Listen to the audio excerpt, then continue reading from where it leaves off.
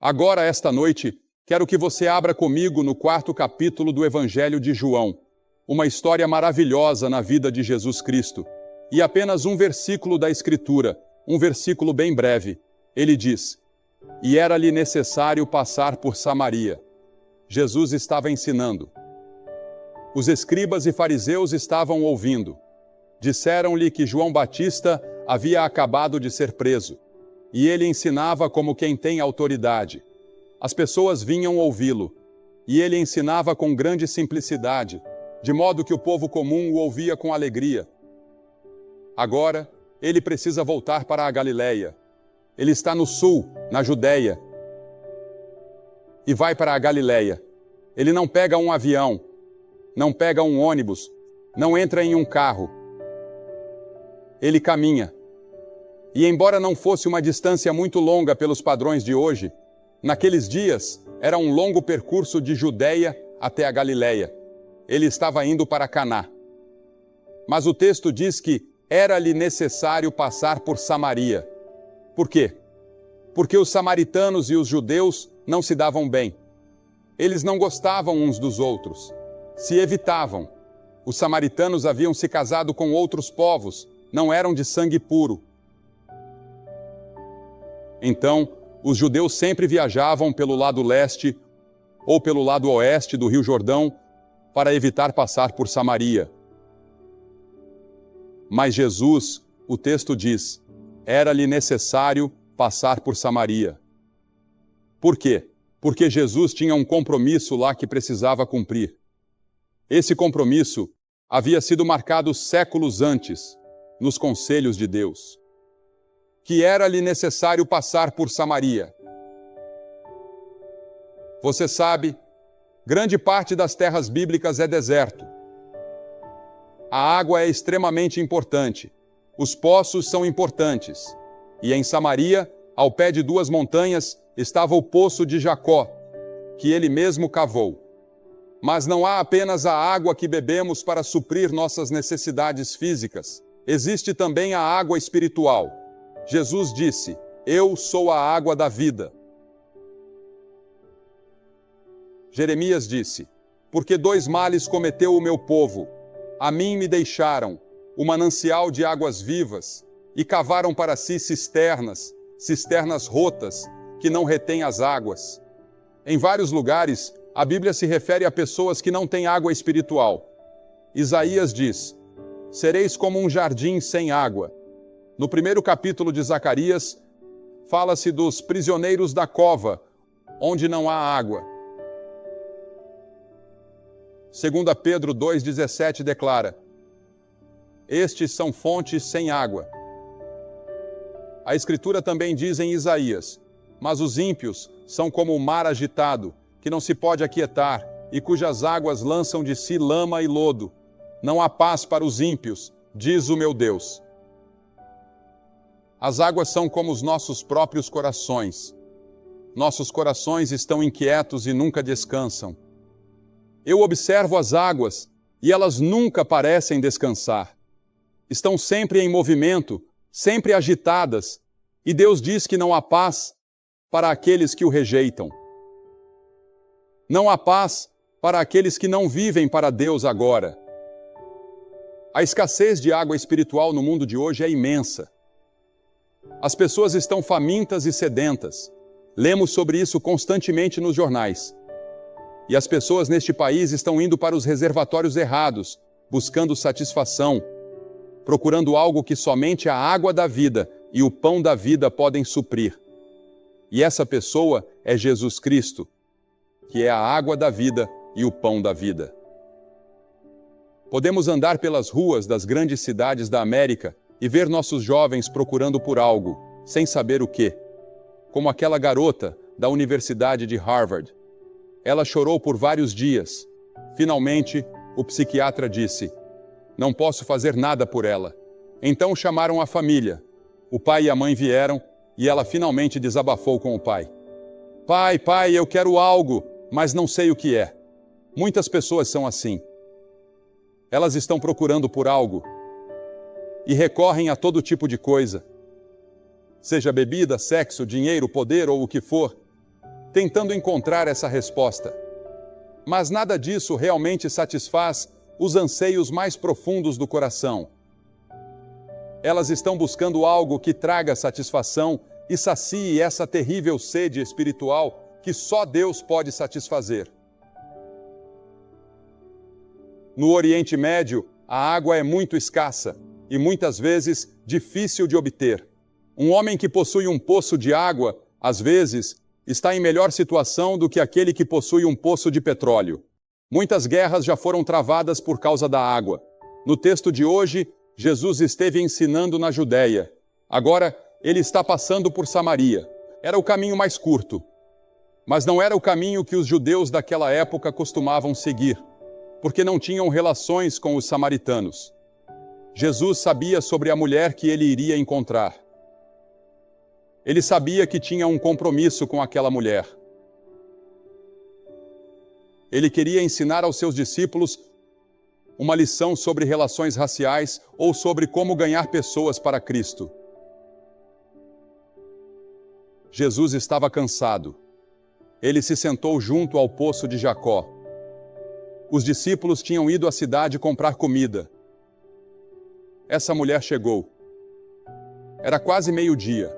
As mulheres geralmente vinham ao poço à tarde, quando o clima era mais fresco. Mas essa mulher veio sozinha, no meio do dia, quando o sol estava escaldante.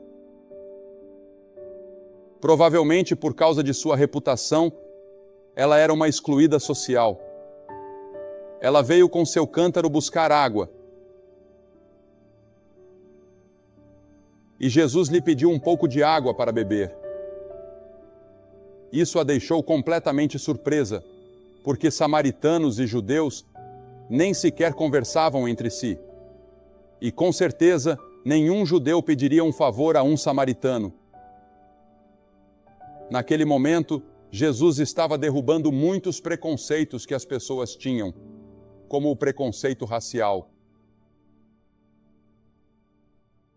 Uma das maiores necessidades que temos na América é que o Senhor entre em nossos corações e remova o preconceito contra aqueles que não se parecem conosco e que não têm a mesma cor de pele que nós.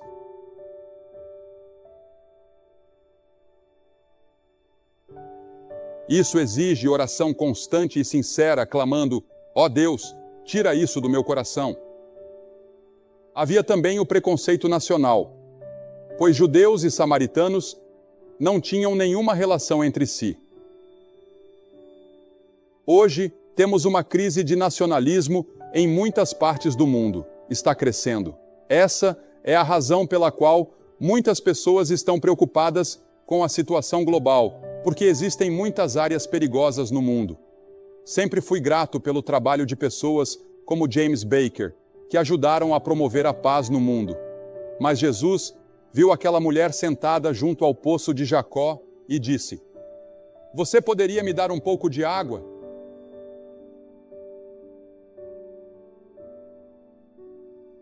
Ela ficou surpresa com tanta tolerância, cortesia e bondade que viu nos olhos dele. Então respondeu: como é que você, sendo judeu, pede água para mim, que sou uma mulher samaritana? Pois os judeus não têm relações com os samaritanos. Jesus não queria impor a religião a ela. Ele começou a conversa por outro assunto completamente diferente. Foi cuidadoso, foi diplomático, pediu um favor, colocou-se em uma posição de dependência diante daquela mulher. Então, Jesus disse: se você soubesse o dom de Deus e quem é o que lhe pede, dá-me de beber, você lhe pediria, e ele lhe daria a água viva. Deus oferece a todos nós um presente nesta noite. É algo pelo qual você não pode trabalhar. É algo que você não pode comprar. É algo que você não pode ganhar. É um presente. É gratuito. É água espiritual. É o perdão de todos os seus pecados por causa da cruz e da ressurreição. O profeta Isaías disse no capítulo 55: ó vós, todos os que tendes sede, vinde às águas. E vós, que não tendes dinheiro, vinde, comprai e comei. Sim, vinde, Comprai vinho e leite sem dinheiro e sem preço. Por que gastais o dinheiro naquilo que não é pão? Perguntou o profeta. E o vosso trabalho naquilo que não satisfaz? Aquilo pelo qual vocês se esforçam tanto, aquilo que vocês tanto desejam e buscam para desfrutar, não satisfaz. Então a mulher respondeu: Senhor, você não tem com o que tirar a água, e o poço é fundo. De onde, pois, tirará essa água viva de que fala? Veja, ela confundiu o tipo de água de que ele estava falando. Jesus falava de água viva, eterna, mas ela voltou sua atenção para a água do poço. A Bíblia ensina que estamos cegos para as glórias e para a maravilha do amor de Deus e do Evangelho. Em 2 Coríntios 3,14 está escrito: Mas os seus entendimentos foram endurecidos. E em 2 Coríntios 4 diz: Mas, se o nosso Evangelho ainda está encoberto, para os que se perdem está encoberto, nos quais o Deus deste século cegou os entendimentos dos incrédulos, para que não resplandeça sobre eles a luz do Evangelho da glória de Cristo, que é a imagem de Deus. Existe um poder sobrenatural que cega você espiritualmente. Fisicamente, você pode ter a visão perfeita, mas espiritualmente está cego. Você foi cegado por uma força espiritual externa chamada o diabo. 1 Coríntios 2 diz: Mas o homem natural, ou seja, você, não compreende as coisas do Espírito de Deus porque lhe parecem loucura, e não pode entendê-las porque elas se discernem espiritualmente. Jesus disse: Quem beber desta água tornará a ter sede, mas aquele que beber da água que eu lhe der nunca terá sede. Pelo contrário, a água que eu lhe der se tornará nele uma fonte a jorrar para a vida eterna. Ele te oferece essa água hoje à noite. Sua alma, seu espírito, sua mente estão sedentos por algo mais na vida que você ainda não encontrou? Ah, sim, talvez você tenha sido batizado, talvez tenha sido confirmado na igreja. Você pode ser uma boa pessoa e frequentar a igreja, mas lá no fundo do seu coração, algo está faltando. Não há o preenchimento, a satisfação e a paz que você gostaria de ter e que acredita que Deus pode te dar. O que você deve fazer? Beber da água viva. Jesus oferece essa água viva na cruz. Ele foi até a cruz, como a senhora Baker nos disse tão lindamente há pouco, e lá ele foi espancado e insultado. Mas esse não foi seu verdadeiro sofrimento. Seu verdadeiro sofrimento aconteceu quando ele disse: meu Deus, por que me desamparaste? Naquele terrível, espantoso e misterioso momento, Deus colocou sobre ele os pecados do mundo, os seus pecados e os meus pecados. Tudo de errado que já fiz foi colocado sobre Jesus. Ele tomou o julgamento e o inferno que eu merecia naquela cruz. Jesus estava oferecendo a essa mulher água para sua alma sedenta. Nossas almas estão vazias, solitárias e culpadas. Aquela mulher sentia o vazio de sua própria alma e disse: Senhor, dá-me dessa água para que eu não tenha mais sede. Ela era muito sincera, mas somente a sinceridade não é suficiente. Alguns anos atrás, no Rose Bowl, um homem pegou a bola de futebol americano e todos começaram a gritar. Todos estavam de pé porque o placar estava empatado. Ele correu para fazer um touchdown, mas foi na direção errada e marcou para o outro time. Ele estava muito sincero. Você nunca viu alguém mais sincero do que ele naquele momento. Mas ele estava errado. Você pode ser sincero na sua religião, mas ainda assim estar errado. A Bíblia diz que há um caminho que parece certo ao homem, mas o fim dele é o caminho do juízo e da morte. Talvez você esteja no caminho errado. Deus está te pedindo nesta noite para se voltar para a cruz pela fé, arrepender-se dos seus pecados e recebê-lo como Senhor e Mestre. E tenha certeza disso. Há centenas de pessoas aqui hoje à noite que têm religião, mas não têm certeza sobre seu relacionamento com Cristo. E você gostaria de ter essa certeza antes de sair daqui. Gostaria de saber que se morresse esta noite, iria para o céu. Mas você não tem certeza. Não sente aquela paz e alegria que acredita estar em algum lugar, mas que ainda não encontrou. Venha e beba dessa água viva que é Cristo nesta noite. Agora, o reino de Deus não é algo fácil de se entrar. Jesus disse que é preciso passar por uma porta estreita e andar por um caminho estreito. E talvez você seja mal compreendido, até perseguido e possa sofrer por sua fé. Então, Jesus disse a ela: vai chamar o teu marido. Agora, ele havia tocado em um ponto sensível. Que lugar ele tocou na vida dela? Ele conhecia seus pecados e ele conhece os seus. Que enchente esmagadora de culpa e remorso isso causou nela. Ela se encolheu. Foi como se 1000 holofotes tivessem sido acesos em seu coração e todos os segredos sujos de sua vida saltassem para a luz. Nenhuma pessoa pode se aproximar de Cristo até que haja convicção de que pecou contra Deus e tenha se arrependido. E arrependimento significa mudar de mente, mudar de direção, mudar a maneira de viver. Significa que você está disposto a mudar. Ela tentou disfarçar e disse: eu não tenho marido. As Escrituras dizem: o que encobre o seu pecado não prosperará. Jesus, com suavidade, lembrou-lhe que, tecnicamente, ela estava certa. Ela não tinha marido. Ela já teve 5 maridos. E o homem com quem ela agora estava vivendo não era seu marido. Então, ela disse 2 coisas. Senhor, eu percebo que você é um profeta. E por favor, Senhor, me dê dessa água viva. Eu quero. Eu preciso disso. Eu preciso disso na minha vida. Nesse momento, ela agiu de acordo com a luz que tinha, que não era muita. Você não precisa saber muito quando vem a Cristo. Você não precisa saber o Evangelho inteiro. Não precisa saber a Bíblia.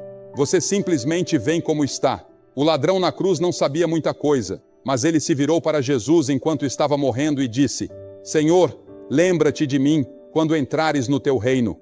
Ele não tinha tempo para se juntar a uma igreja. Não tinha tempo para ser batizado, não tinha tempo para nada. Ele apenas disse: Senhor, lembra-te de mim. E isso foi tudo o que foi necessário, porque Jesus disse: hoje estarás comigo no paraíso. Jesus disse: Deus é espírito, e é necessário que os que o adorem em espírito e em verdade. Você e eu devemos adorar a Deus em espírito e em verdade. O lugar onde você adora a Deus não é o mais importante. O mais importante é como você o adora. Você o adora em oração, na leitura da Bíblia, no dízimo, indo à igreja. Adoramos a Deus e o reverenciamos. E tudo o que fazemos é um ato de adoração. Se você conhece Cristo de todas essas maneiras, você adora a Deus. Jesus fez a maior de todas as revelações a ela, quando ele disse: eu sei que o Messias vem, que é chamado Cristo. Quando ele vier, ele explicará todas as coisas para nós. Jesus disse a ela: eu sou ele. Eu sou o Messias. Que choque foi esse para ela? Descobrir que estava conversando com o Messias, que os samaritanos e os judeus estavam esperando, e que ainda estamos esperando hoje. Nesse momento, ela se converteu. Nesse momento, seu nome foi escrito no livro da vida. Nesse momento, ela garantiu um lugar no reino dos céus. E a partir daquele momento, ela se tornou uma testemunha. Ela provou que havia encontrado Cristo.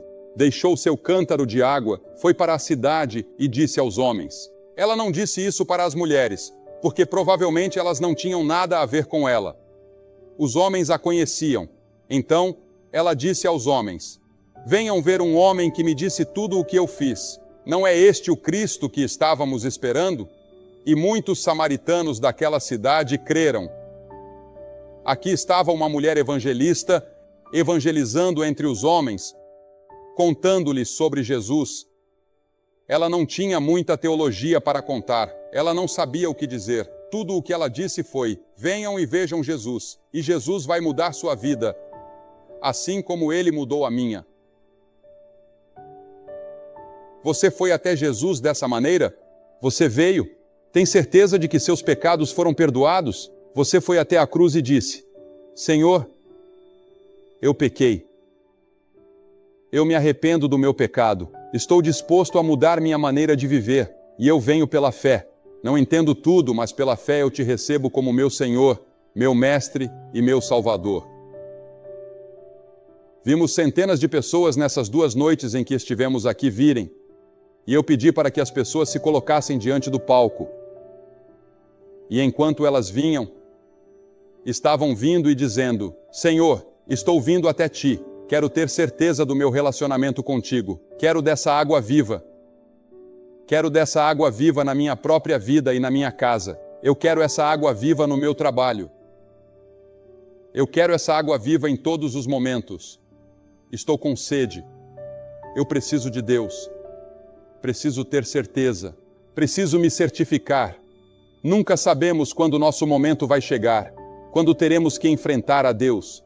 Vou pedir para você se levantar e vir esta noite para ter certeza do seu relacionamento com Cristo. Se você estiver com amigos ou parentes, eles esperarão por você. E depois que todos vocês vierem, farei uma oração com vocês, direi algumas palavras e darei algumas literaturas que você pode levar para casa e estudar. E isso ajudará você a crescer. Por todo o estádio, lá do topo, nós cronometramos. Leva cerca de 5 ou 6 minutos para você vir. Não deixe a distância te afastar de Cristo, porque você pode nunca mais ter um momento como este. Quando você terá outro momento em Pittsburgh como este, em que poderá vir e fazer um compromisso como este? Jesus disse: se você não estiver disposto a me reconhecer publicamente diante dos homens, eu não o reconhecerei diante do meu Pai, que está nos céus. Há algo em vir à frente publicamente, resolver isso e selá-lo em sua vida. Jesus morreu na cruz publicamente por você. Agora você pode vir publicamente e dizer sim para Ele. Você pode estar sentado aqui, você pode estar lá em cima, você pode estar ali naquela seção do meio. Onde quer que você esteja, Deus está falando com você. Há uma voz que diz que você deve vir até Cristo. Vamos esperar por você enquanto você vem agora a esta água viva.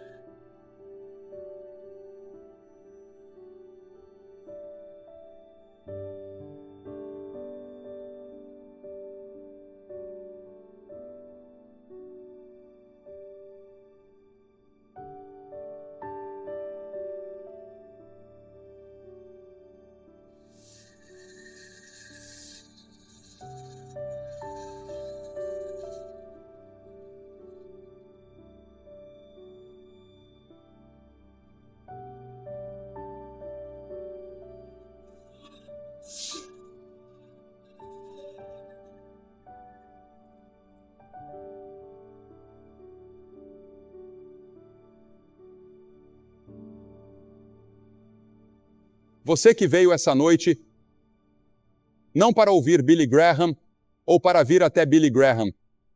Você veio até Cristo. E você que tem assistido, pode vir e beber dessa água viva e comer desse pão vivo que Jesus prometeu, e isso brotará em você um poço de vida eterna, e pode mudar sua vida, mudar sua casa, e mudar seu relacionamento com seus vizinhos e amigos. Dê sua vida a Cristo esta noite. Vire-se do seu antigo caminho e diga: Senhor, estou pronto para mudar, mas você vai ter que me ajudar, porque estou fraco demais para mudar. Eu tentei e não deu certo. Senhor, me ajude. Ele vai te ajudar.